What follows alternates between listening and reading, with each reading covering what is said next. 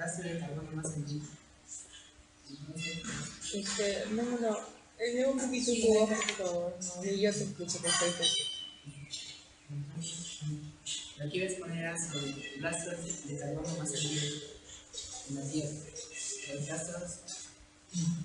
rastros de origen orgánico, o sea, de origen no sabido. Entonces, había estudiando esa parte, me di cuenta de que para llegar a ese punto de asociar el carbono con un ser vivo, primero debíamos saber cómo identificar un rastro de un ser vivo. Entonces, llegué a esa parte que es los fósiles, pero fósiles tomados en un concepto más amplio. Y esta parte que nos involucra, que son los biomarcadores de carbono. Entonces, bueno, si empezamos con la definición de qué es un fósil, desde un sentido más amplio, podemos decir que un fósil es un rastro de un ser vivo que ya está, que es inanimado y no responde a un estímulo. Fósil significa como etimológicamente como enterrado. Entonces, desde ese punto de vista, podemos ampliar ese concepto al caso de microfósiles, que son seres vivos ya celulares, y el registro de esos seres vivos. Entonces, en ese caso hablaríamos también de las medidas biogénicas de actividad biológica de esa célula. Se refiere a lo que su actividad biológica nos ha dejado como rastro. Y también los productos de su metabolismo. Puede que su actividad biológica por ejemplo, hay un rasgo característico de los seres vivos, es que consumen mucho, hay un desbalance entre el carbono 13 y el carbono 12 que consumen. Y los organismos vivos se enriquecen en carbono 12, es el carbono más ligero. Entonces, esa sería una huella de actividad biológica. Pero veremos más adelante que esas huellas o esos signos no son, no nos dan una prueba que ya, digamos, esa prueba es suficiente, sino que necesitamos varias pruebas, un conjunto de datos, armar como una tabla de condiciones para que digamos que un fósil o microfósil pertenece a un ser vivo.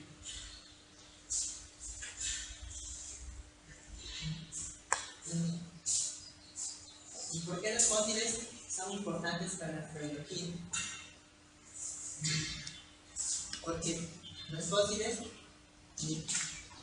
al estudiar nosotros los fósiles, nos permiten ver los mecanismos de preservación de los fósiles. Entonces, esos mecanismos de preservación, o esas cosas que están, o los productos de su metabolismo que han quedado registrados en estos fósiles, nos permitirán ver que en otros planetas, en otros ambientes diferentes a la Tierra, puedan estudiarse o encontrarse esos microfósiles.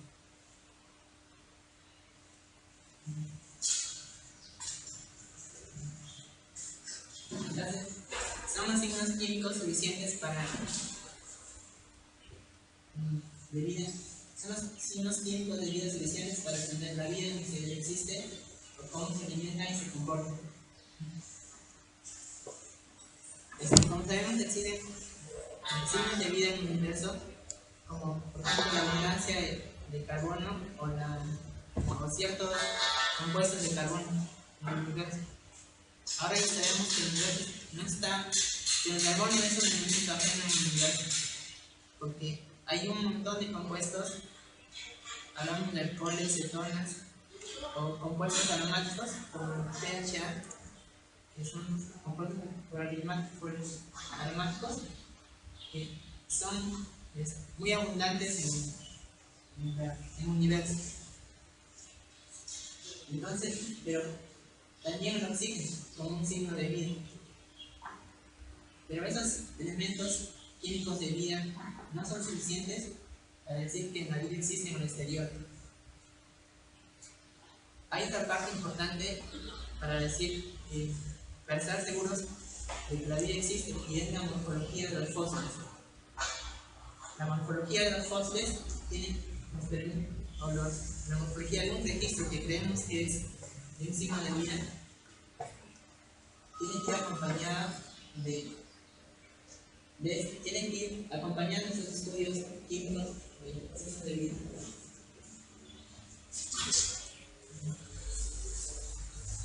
Bueno, en el caso del registro de fósiles, nos encontramos con algunos problemas. Por ejemplo, la dispersión selectiva del fósil. Hablamos de dispersión selectiva cuando nos referimos, por ejemplo, a una sustancia fósil de carácter básico, como carbonatos, como paredes de carbonatos, que un ácido ataca ese registro fósil queda borrado. También hay destrucción selectiva por metabolismo, y esa medida que con las altas presiones y altas temperaturas, esos elementos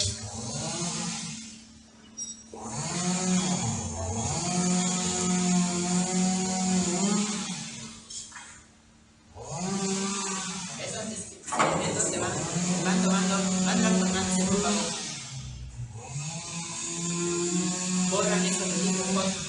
Luego también tenemos la destrucción por meteorización, que es lo que tenemos en los volcanes, que también destruye ese tipo de registros fósiles.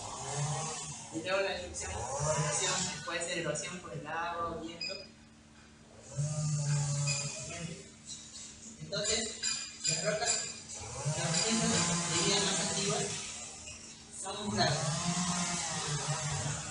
Por lo general, es difícil asociarlo a un sitio específico.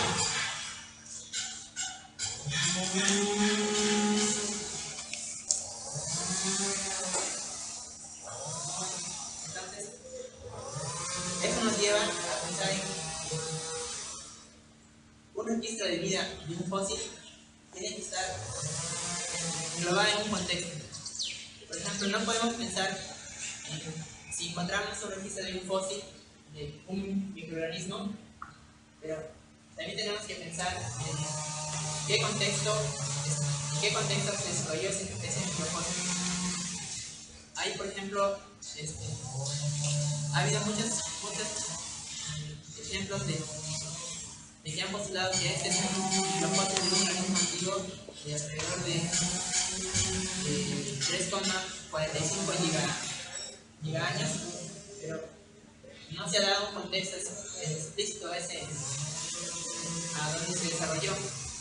O en otros casos ha habido donde se ha encontrado que esos microfósiles se habían desarrollado por las rocas donde se desarrollaban, se habían desarrollado 100 metros de profundidad de la corteza. Entonces, de hecho, que no representaban microfósiles, sino solo agregados cristalinos que tienen la forma de fósil. Eso es lo que vamos a ver, tratar de discernir entre un material que no tiene vida, un cristal, y un microfósil. Entonces, el principio clave para entender si estamos frente a un microfósil de un organismo vivo es el contexto. Al contexto se refiere a las condiciones ambientales, geoquímicas, geofísicas, donde se desarrolló el microfósil.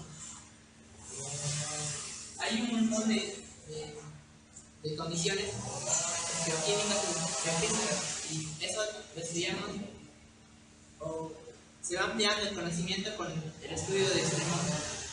Por ejemplo, ya sabemos que existen microorganismos que viven en las fuentes termales a altas temperaturas y altas presiones. También sabemos microorganismos que viven en condiciones muy ácidas o en condiciones de baja humedad, de hiperaridez.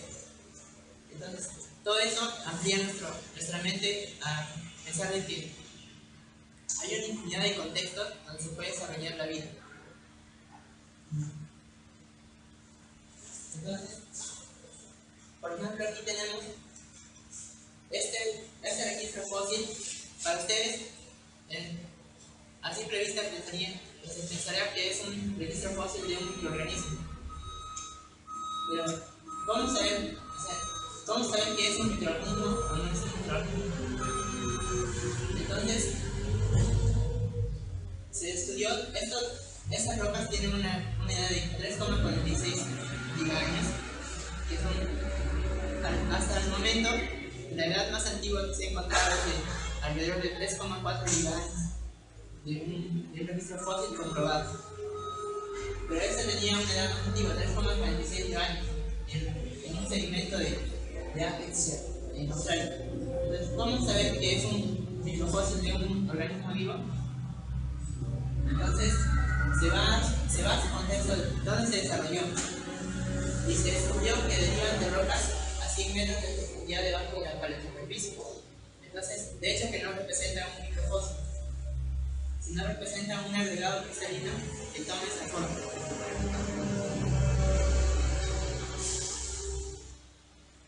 Luego, también este microfósil de 3,43 gigaños de Australia Full en Australia también,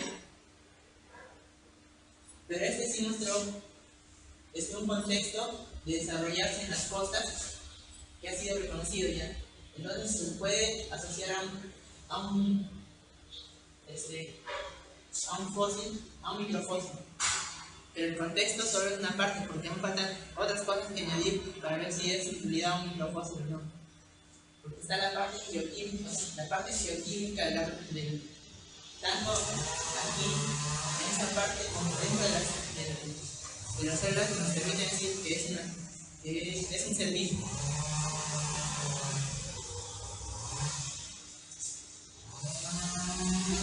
Esta es la tabla que les estaba hablando.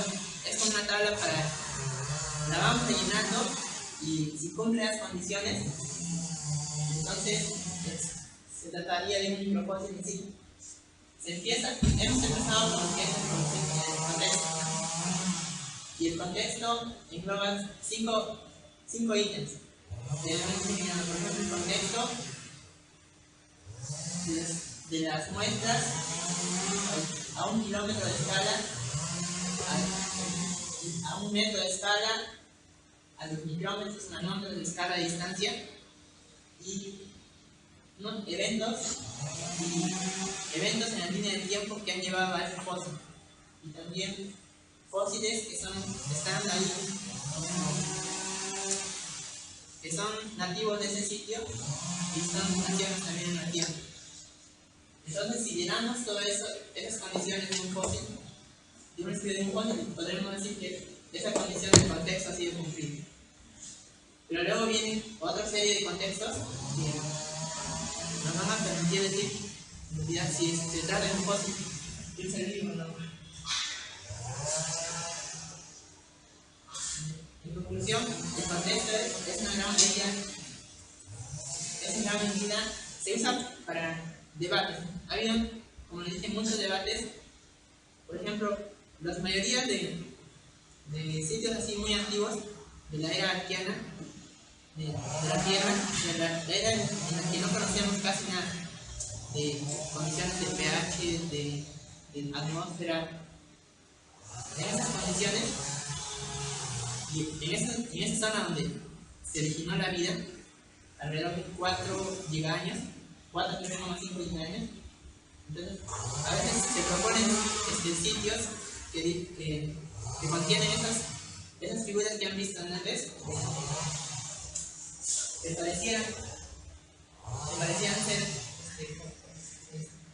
los fósiles de microorganismos.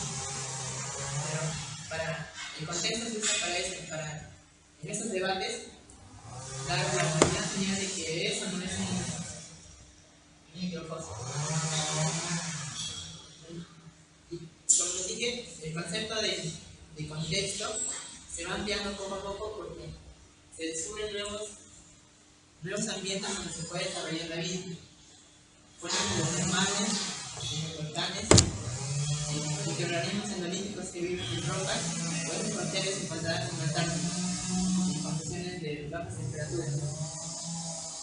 Y podemos hablar de infinidad de otras condiciones como condiciones de alto pH, bajo pH, condiciones migásicas,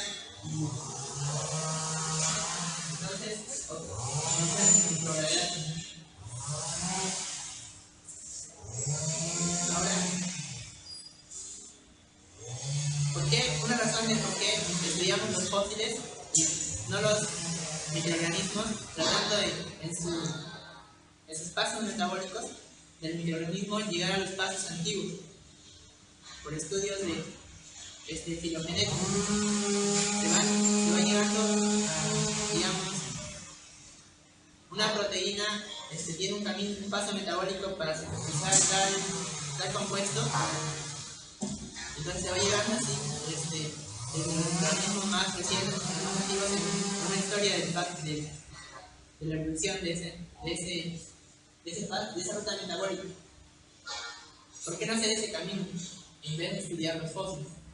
Y una de las razones es porque hay en el transcurso de la historia de los seres vivos ha habido un intercambio constante de transferencia lateral de genes. Así que eso puede haber ocasionado que los procesos vayan evolucionando en el transcurso del tiempo, ya no sean los mismos que fueron en tiempos pasados. También ha habido una extinción de genomas en los miles de años que han pasado, que han borrado el rastro de ciertas rutas metabólicas que en ese tiempo se dieron. Por ejemplo, una ruta metabólica debió haber sido aquella en la que participa la radiación. La alta radiación que ha tenido la Tierra en los primeros años, en ese rango donde se creó la vida, ha sido alrededor del 10 veces la radiación que tenemos actualmente. Entonces, debió haber una ruta para protegernos de ese tipo de radiación que actualmente no se tiene. Y otro tercer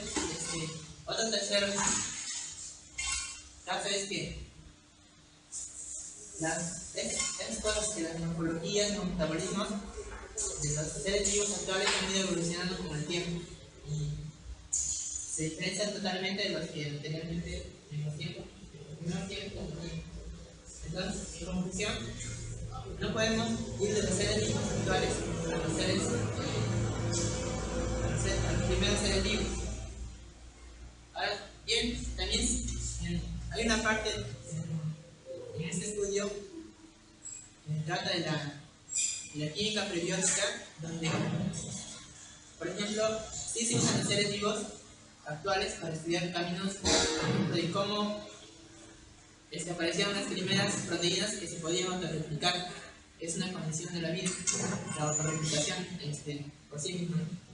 Entonces, ¿cómo hay análogos que se han construido en el laboratorio para tratar de mimetizar la función del ADN o el ARN?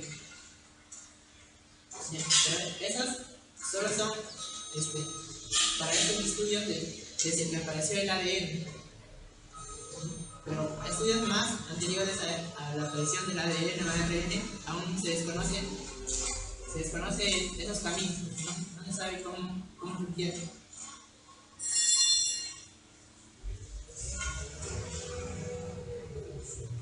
Luego, una condición que elegimos era el contexto, ¿no es cierto? El contexto ambiental nos da una idea de que puede ser o no un microcosmos. Otra condición es el espacio celular. Y pues, el espacio celular es Dice, un papel contextual no es, por supuesto, de una empresa rápido simple. Un segundo gran obstáculo se presenta al hacer las geometrías candidato para la visualización de materiales fósiles. A lo que se refiere ahí es que el espacio celular se refiere a que la forma que tiene la célula. Por ejemplo,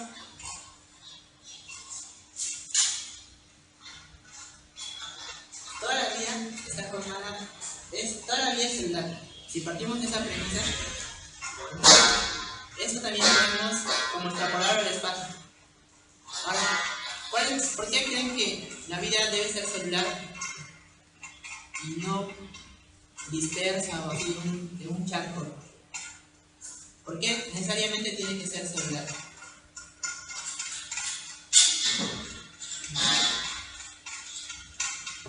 Necesita de una organización y de tener toda la materia prima que necesita disponible. Claro, entonces, como se necesita que los constituyentes o los nutrientes se concentren dentro de un espacio pequeño. Entonces, es por eso que hay una se dice compartimentalización, o sea, la formación de esa pared celular. También sirve de barrera y transporte de nutrientes. En esa barrera hay intercambio de nutrientes con el exterior, que muchas veces los exteriores primigenios han sido muy agresivos, demasiado. Bueno, han habido los rayos, radiación, altos pH, temperaturas altas. Entonces, la compartimentalización es importante para eso. Entonces, si partimos de la premisa, toda la vida es celular, nuestros microfósiles que busquemos deberían tener una morfología celular, ¿no es cierto? Pero ahora surge un problema porque la vida en sí, hay un artículo que dice que la vida se parece a los cristales. El análogo más cercano en el mundo inorgánico a la vida son los cristales. ¿Por qué? Porque los cristales son estructuras ordenadas, ¿cierto?, de átomos, pero se autorreplican ellas mismas. Si usted tiene un cristal, por ejemplo, y lo hace crecer en una solución, entonces ese cristal va a ir creciendo con el tiempo y se va a ir formando otros núcleos aparte. Entonces se parece a la vida. También se parece en que pequeñas cantidades lo alteran, pero no modifican totalmente la estructura. En esas partes se parece un poco a la vida. También, por ejemplo, las arcillas son compuestos inorgánicos pilarados que también asemejan a paredes celulares, donde en el interior de esas paredes celulares pueden combinarse compuestos orgánicos, y se han hecho estudios donde estas paredes celulares pueden llegar a sintetizar moléculas orgánicas como ácidos orgánicos. Pero la replicación es muy difícil, la autorreplicación en estos como se dan las células. Y bueno, si partimos de esa premisa, entonces como dije, busquemos microfósiles que son de forma celular. Y bueno, entonces, hay que hablar de que la astrobiología, sí, ese concepto no solo lo aplicamos a la Tierra, sino a todo el universo. La vida tiene que ser celular.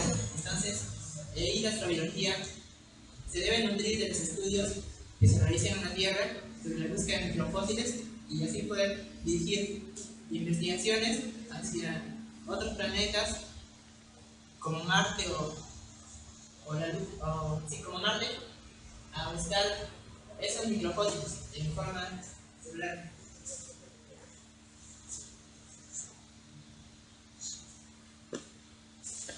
Hay tres criterios a tener en cuenta en los estudios del origen biológico de los fósiles celulares. Un criterio primordial es la presencia de una celda como un macroespacio. O sea, la definición de este macroespacio debe construirse la definición de este macroespacio se basa en una multitud de estructuras que pueden tener una célula. Pero también se pueden cometer errores con la magia porque hay muchos cristales que tienen esas estructuras.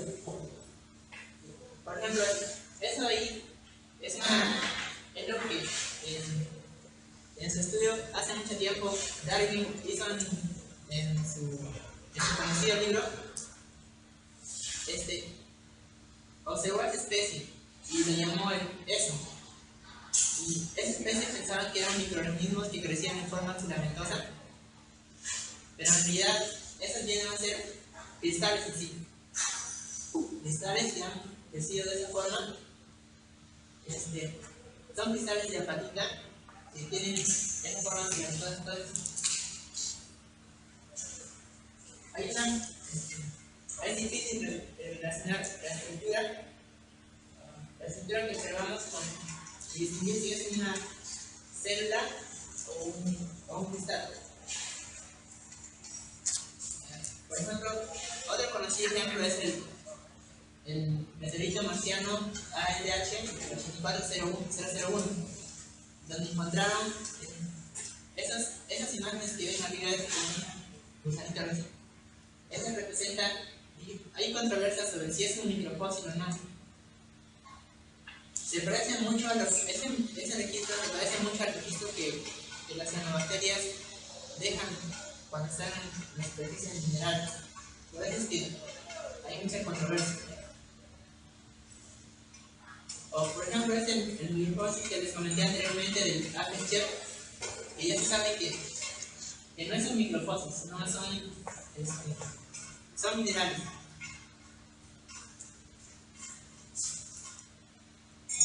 Aquí tenemos, por ejemplo, ¿cuál de esas 6 filas que ven ustedes son microorganismos?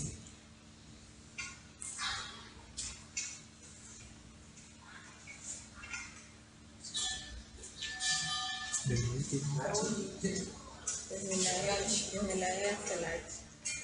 Todos dicen H. Bueno, en realidad, de esta parte de aquí, todos son inorgánicos. Estas de aquí representan esferoides cristalinas. Hay registros cristalinos que tienen esta forma, que parecían ser células. Entonces, si uno analiza el microscopio, pensaría que estas son ya, como se dijeron, células, pero no lo son. De ahí también hay estas estructuras en forma de icosaedros que con el pasar del tiempo van perdiendo su simetría. Igual estas aquí, en forma de anillos que parecían ser células, o estas dendríticas que parecían también ser conjuntitos fósiles de planos, en realidad son cristales. Y la pantalla azul. Rómulo, ¿y los que están arriba? Aquí son minerales, el de arriba es sedimentos, más arriba son estromatolitos. Los estromatolitos sí son orgánicos,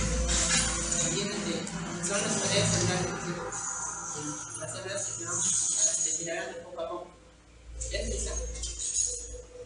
Ahí tienes que en cada letra hay un espacio que dice dominio de morfología biológica. No, todo eso que está más oscuro en medio, ajá.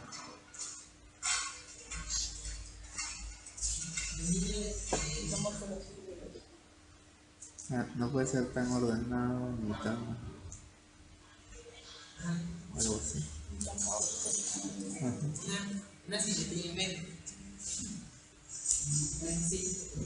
hay otro aspecto aquí es que, por ejemplo, cómo distinguir a los cristales de las células bien más sismología.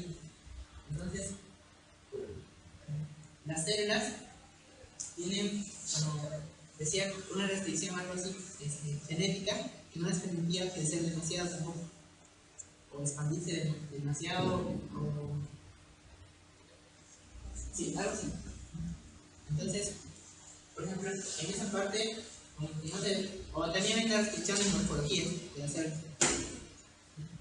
Pero, por ejemplo, vemos que todavía es desordenado. Pero decían que esa condición teníamos que tomarla también con mucho cuidado porque había casos en los que eso no se cumplía. Por ejemplo, decían que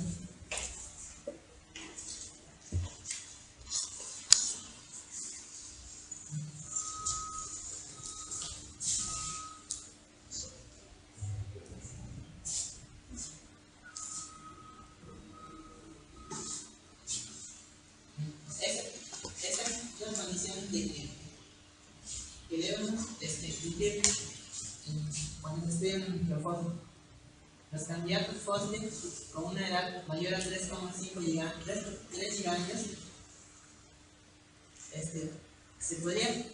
no se debe aceptar su origen biológico hasta que su origen no biológico haya sido descartado totalmente. Entonces, esa es la condición que se debe estudiar. Eso es lo que les decía del espacio limitado de la célula. Existen controles genéticos para que ocupe un espacio determinado. También existe una variabilidad en cuanto a longitud, anchura y disposición de las células. Encontrarse el espacio no biológico no está delimitado genéticamente, lo que significa que los procesos resultantes de la biogénesis, esos crecimientos cristalinos que existen, pueden hacer que las células crezcan en diferentes tamaños, diferentes morfologías. Y ese es el criterio 2 de nuestra tabla que vimos anteriormente. Bueno, en esta parte es sobre todos esos son registros en la blanca de sedimentos inorgánicos. El de arriba es un volcán donde estos también parecían ser células, pero han crecido en forma totalmente distorsionada.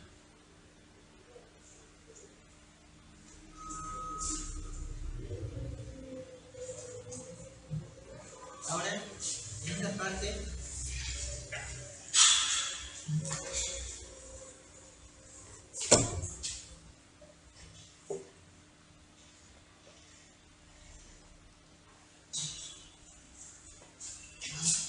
ya hemos hablado del contexto del criterio 2, que es el morfoespacio que deben ocuparse los microfósiles. Ahora vamos al comportamiento biológico. En el comportamiento biológico, lo que debe estar presente en los microfósiles es la presencia de unos biofilms, o sea, que son la pared celular. También debe haber clústeres celulares. Hay, por ejemplo, clúster donde hay unas zonas enriquecidas con ciertos elementos que pueden haber servido para un proceso metabólico determinado, y otras en la misma célula de diversos elementos. Hay también un comportamiento, unas preferencias a un sustrato determinado. Bueno, luego el siguiente criterio es el criterio del metabolismo, el comportamiento del metabolismo.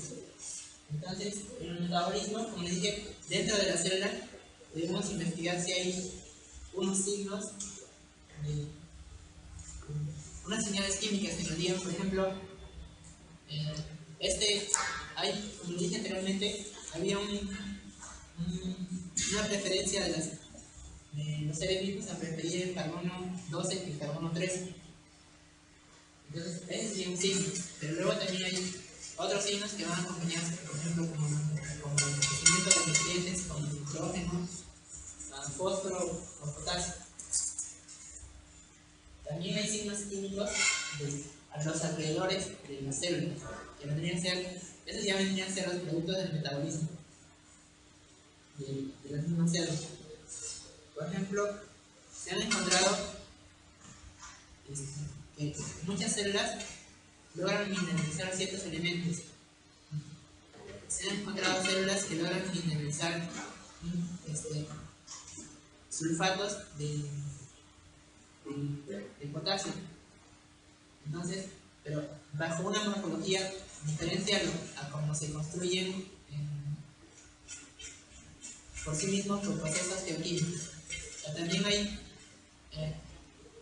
microorganismos que biomineralizan el silicio de una forma nanométrica diferente a cómo se mineraliza el silicio mismo. El silicio mismo se mineraliza en forma de cuarzo, en formas amorfas, pero no se mineraliza en forma nanométrica, con una estructura determinada. Entonces, esos son como signos de los alrededores que nos podrían indicar que estamos ante un microcosmos. También hay signos de los ciclos metabólicos. Al ser signos metabólicos se refiere a que en la misma célula se está encontrando, por ejemplo, una zona rica en hierro, que representaría un proceso en el que el hierro está participando en un metabolismo o en otros elementos.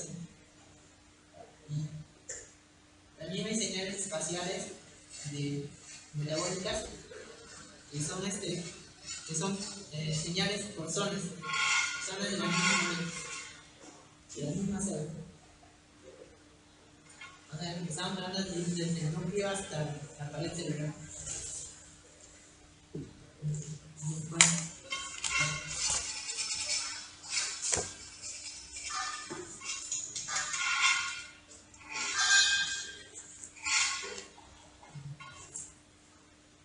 por ejemplo, estas son microscopías. La de arriba son combinaciones de microscopías. Esas microscopías de carbono y nitrógeno, esta es microscopía grano. En la microscopía TEM podemos ver, por ejemplo, que el carbono en estas células está en las paredes. Y muchas de las células, por ejemplo, yo estaba viendo que, no sé si estoy equivocado, pero había las células primitivas, por ejemplo, o las bacterias que son más primitivas que las células eucarióticas, tenían las paredes celulares formadas no por compuestos de lípidos, sino más que todo por compuestos de polímeros. Entonces, vemos que está formada este microplástico por paredes de carbono. Por ejemplo, también el mapa de nitrógeno se muestra en el mapa aquí, en la parte de los alrededores. En la microscopía Raman también se pueden ver diferentes elementos de diferentes formas de carbono en toda la célula, en todo el microfósforo. Esas imágenes corresponden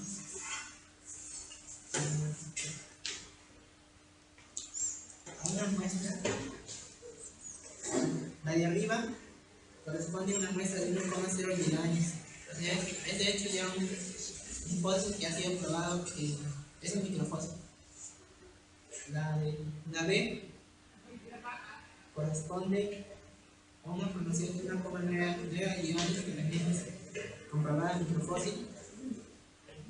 Y la C corresponde a la asociación de está asociada la célula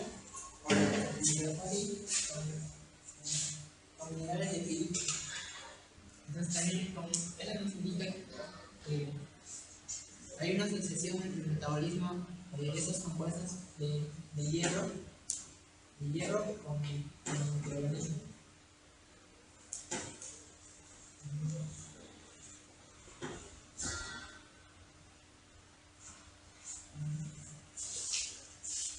Bueno, en este cuadro hay diferentes tipos de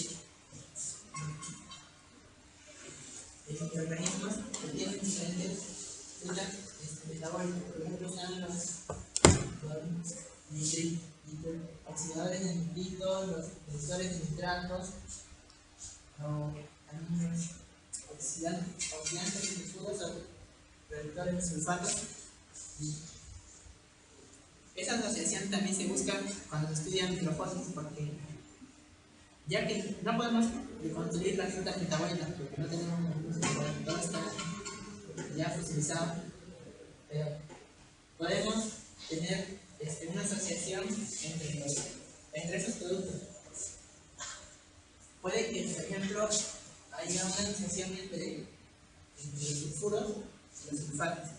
Indiquen que hay una ruta de conversión sulfuro-sulfato dentro de esa célula. O también nitrato nitrito. Esos procesos son los que actualmente también se dan en células como receptores, generadores de electrones. Las especies se van oxidando y reduciendo.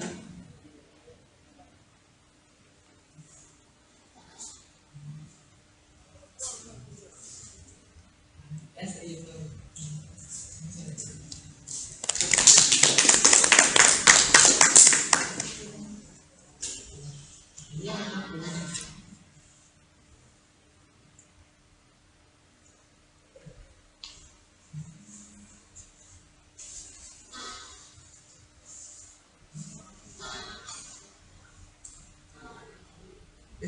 Todo solamente se divide en fósil y microfósil, no hay otro más que agregar.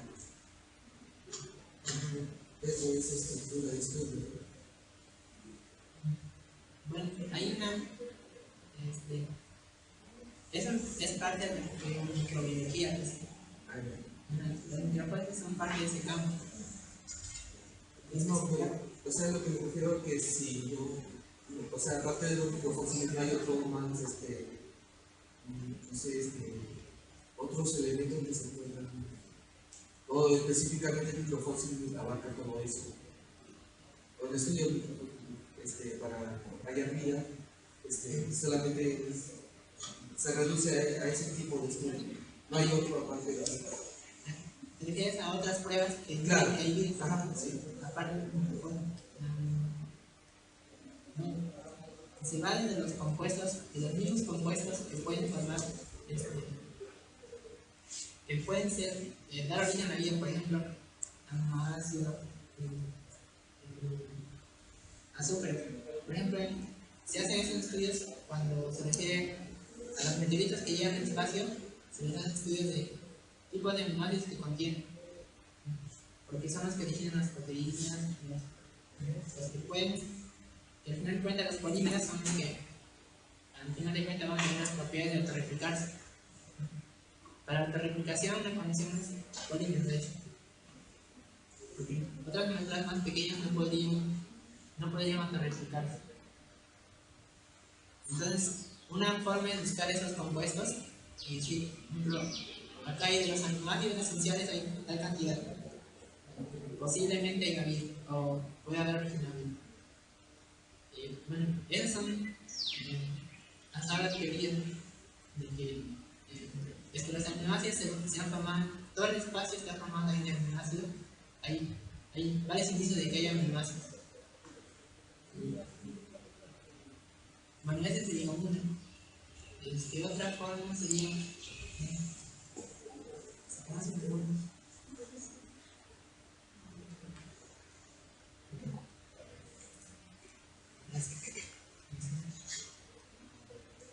Yo creo que son mosaics, o sea, estudiar los microfósiles, hacer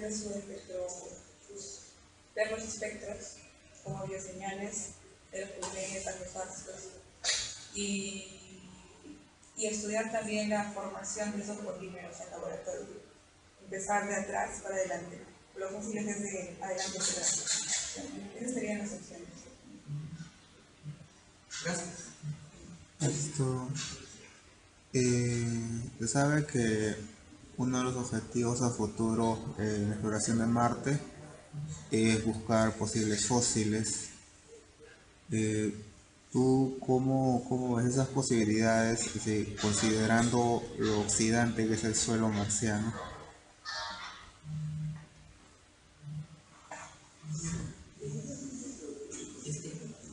Lo que estaba leyendo decía que la búsqueda de vida en el espacio también está relacionada con el tiempo que ha transcurrido. Por ejemplo, nosotros no podemos pensar en encontrar vida viva, o sea, vida viva porque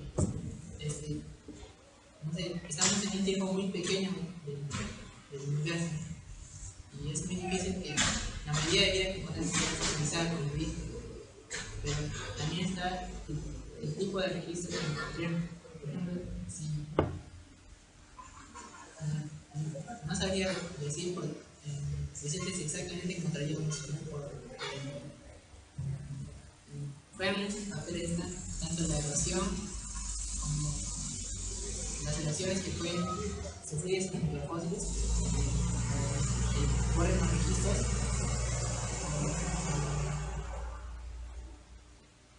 Bueno, están también parte del contexto que pudo haber dado origen a su vida. Como el contexto, tenemos que el suelo marciano es muy oxidante. Eso lo hace difícil para la vida. Hasta ahorita se han hecho, hay estudios de análogo, ¿cierto? Pero en las condiciones tan oxidantes como Marte, es difícil que tenga un tipo de mecanismo. Se tendría que estudiar si existe un análogo también. Voy a buscar la posibilidad de existir.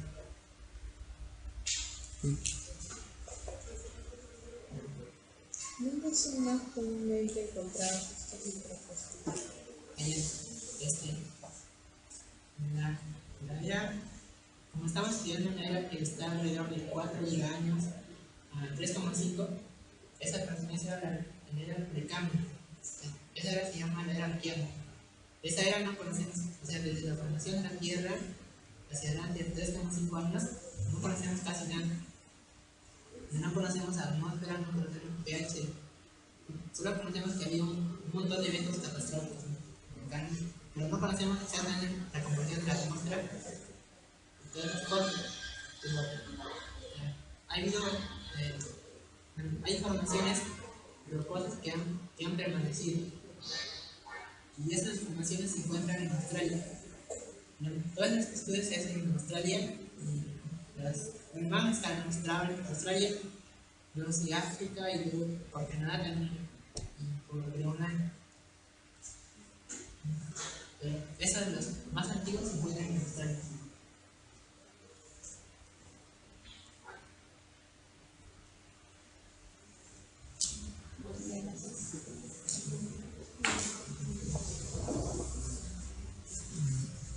Bueno, con eso concluye la sesión de hoy día.